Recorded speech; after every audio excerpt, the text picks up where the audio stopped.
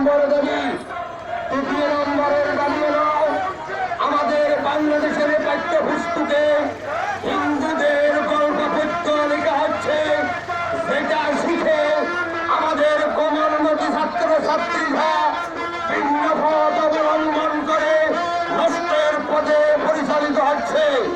বাংলাদেশের প্রতিটি প্রথম শ্রেণী থেকে দ্বাদশ শ্রেণী পর্যন্ত আমার রাসূলের জীবনী, সাহাবায়ে কেরামের রিদওয়ানুল্লাহি তাআলা আলাইহিম জীবনী, আহলে বাইতের জীবনী, শাহজালাল মুজাদ্দিদি আমিনী রাহমাতুল্লাহ আলাইহির জীবনী যদি অন্তর্ভুক্ত করা হয়, আমার ছাত্রেরা, আমার কোমলমতি ভাই বোনেরা দ্বীন ইসলাম শিখবে, জানবে, আদর্শ নাগরিক এবং জাতির গর্বিত সন্তান হিসেবে তৈরি হবে।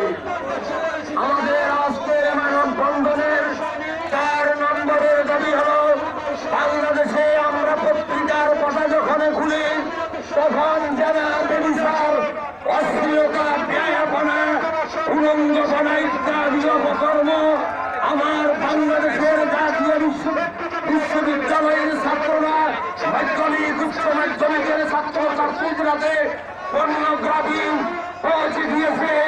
এটা ভারতের হিন্দুদের এবং ইহুদি নাসারাদের ষড়যন্ত্র। এই ভারতীয় উগ্র হিন্দু ইহুদি নাসারাদের চক্রান্ত বন্ধ করতে হবে।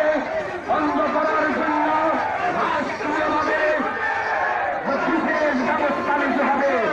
আর আমরা আমাদের কোমলমতি ছাত্র ছাত্রীদেরকে নিজের গর্বিত সন্তান হিসেবে গড়ে তোলা খুবই কষ্টসাধ্য হয়ে যাবে।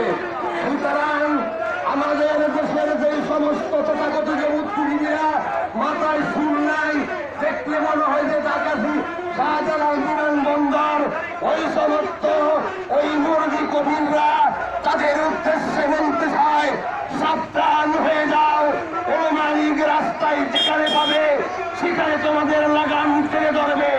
কারণ তোমরা ইসলামের দুশমন, জাতির দুশমন, স্বাধীনতার দুশমন, কোরআনের দুশমন।